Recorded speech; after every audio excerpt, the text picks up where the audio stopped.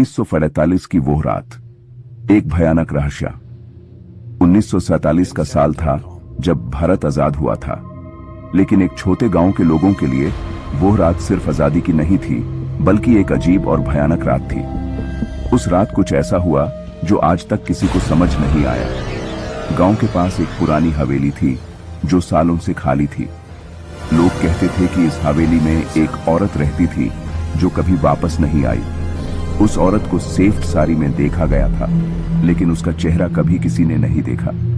उसके बारे में अलग अलग कहानियां थी, लेकिन सच क्या था ये कोई नहीं जानता था। राघव और उसका दोस्त आजादी की रात कुछ अलग करने का सोच रहे थे।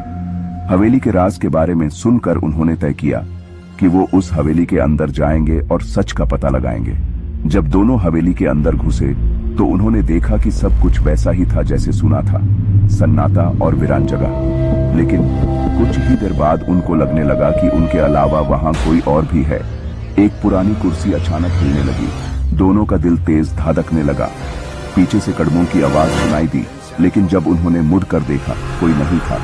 राघव और उसका दोस्त डर के मारे भागने लगे, लेकिन जैसे ही उन्होंने पीछे मुड़कर देखा, एक परछाई उनका पीछा कर रही थी।